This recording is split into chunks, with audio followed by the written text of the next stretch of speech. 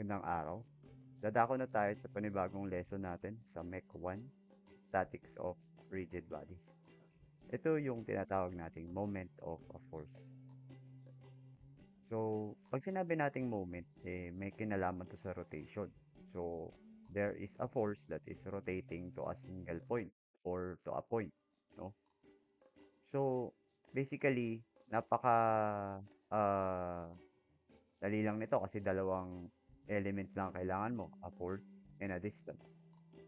So, this is a type of vector, no, na meron siyang perpendicular distance at saka force. So, distance from the point to the action of the force. So, dapat daw perpendicular yun. Therefore, ang moment ay force times distance lang. So, take note, this is a scalar formulation. Good for 2D approach. So, force times hindi lang distance, kundi perpendicular distance. O tinatawag din itong moment arm. So, some illustration will show the purpose of the moment. So, halimbawa sa pag-ikot nitong mechanism na to, okay? Kung may hinihigpitan tayong bagay dito, imagine na yung origin is yung point of rotation. Tapos yung kamay mo na nag-apply ng force is F. So, ang tendency when you pull the lever, no, in that direction, there is a perpendicular distance D from point O to your hand. So, imagine iikot yan ang pagganito. So, may moment siya. So, meron din sa letter B na iniba naman yung direction ng force. There is a certain angle from the lever to your hand. Ngayon, nagbago yung distance perpendicular to the force down to the origin. Magiging d sine theta according to this triangle. In short, mas lumiit yung ating d or perpendicular distance. Comparing sa A and B, alin dyan ang magbibigay ng mas malaking moment? Yes, yung mas malaki ang d. Of course, kasi force times distance ito. So, mas malaki ang d mo, mas malaki ang moment. In short, mas malakas o mas madaling ikutin yung lever kapag nasa ganitong position unlike sa ganitong position. So, application sa real life, no? Mas dihamak na mas convenient sa atin na mag-rotate ng isang bagay kapag mahaba yung uh, distance ng force to its point of origin. So, sa figure C naman, no, makikita mo na direct lang or hinihila nung kamay yung lever to that direction towards sa kanya. That indicates a zero distance to the point of origin. Ibig sabihin, kung wala kang distance mula sa point of origin, hindi ka magro-rotate or you are just collinear to the point or concurrent other dun sa point. So, zero ang moment sa ganitong position. So, example tayo na may apply natin yung moment about a point, no? So, from this illustration, there is a beam, no, that is fixed to the support. Tawagin natin O. So, yung point na to is magiging point of rotation ng 100 Newton force na nasa dulo. Ang distance nito ay 2 meters from the point of origin. So, sa tingin natin, ano kaya ang moment nito? So, correct. 100 times 2. Force times distance. So, the moment of a force, 100 Newton, is 200 Newton meter. Ang unit ng moment ay Newton meter. Kasi force unit and a distance unit. And lalagyan natin ng direction yung moment niya. Kung paano magro-rotate ito in a positive manner, yon yung kanyang rotation. So, magro-rotate ito by clockwise direction. So, lalagyan mo ng symbol, clockwise. Another. So, may lever naman na may bend. So, letter L type yung beam mo naman this time. So, medyo confusing na kasi nagkaroon na ng maliit na bali dito sa beam. 0.75 meter and 2 meter.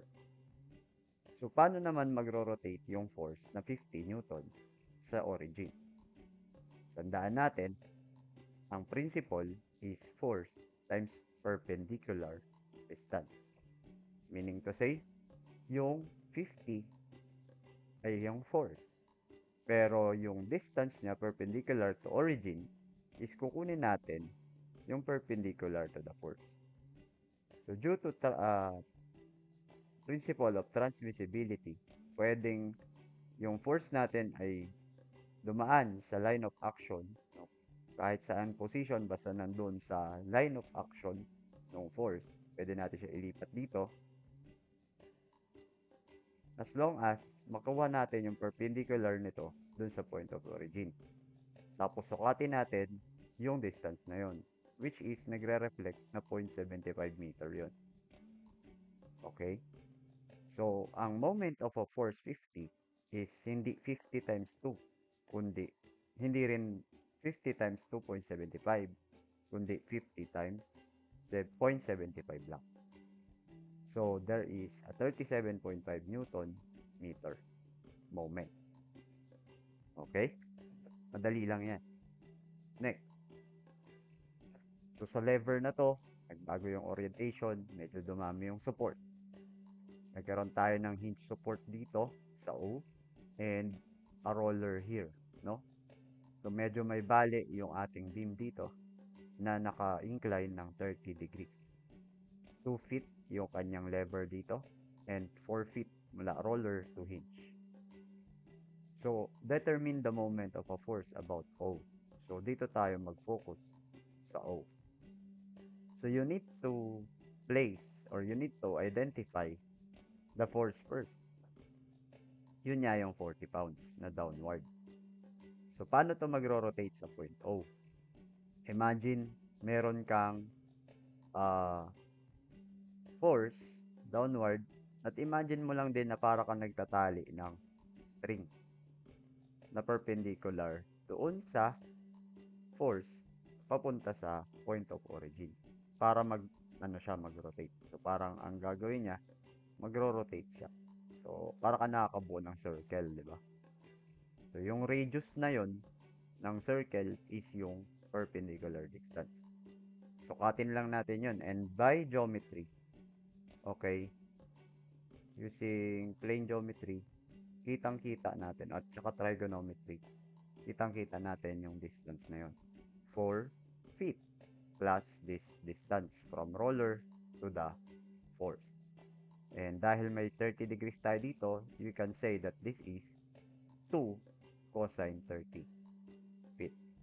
So, i-add lang natin 4 feet plus 2 cosine 30 feet. Okay? That is, yan. Tapos, i-times na lang natin sa 40. So, 40 times 4 plus 2 cosine 30. We have 229.28 pounds or pound foot. Another clockwise turn, no, sa point of origin. So, ganyan lang natin i-cater ang moment of a force. So, meron pa ditong another figure. So, nakabent naman yung ating lever into this formation. This time, yung force natin ay 60 pounds. Pero, okay, perpendicular dapat na distance ang hahanapin mo dito. So, again, by principle of transmissibility, so, pwede natin siyang itapat dito by, kahit sa isip nyo lang, no? Imagine nyo lang, no? Tapos, mag-create lang siya na maliit na circle or rotation. Kasi maliit lang yung perpendicular distance siya. So, imagine, nagdo-drawing ka ng tansi mula doon sa kanyang force perpendicular to the point, to the force to the point. Okay? So, nagagawa tayo ng circle. So, hanapin mo lang yung distance na to. So, yan nga yung 1 sine 45 degrees. Gamit yung triangle na to.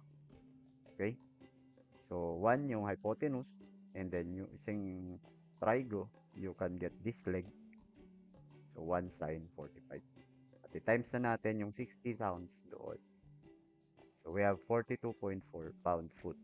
And this time, ang rotation natin is going to counterclockwise. Next, nakatayo naman yung lever. At this point, para siyang poste na mayroong bend na ganito. Ang position ng force, 7 kilonewton meter, is in this form. 1 meter from top. Pero ang overall height ng poste is 4. Pero may distance ding 2 meters mula sa origin hanggang dito sa kanto na to. Alin kaya dyan ang kanyang distance, perpendicular distance from the origin at to the force?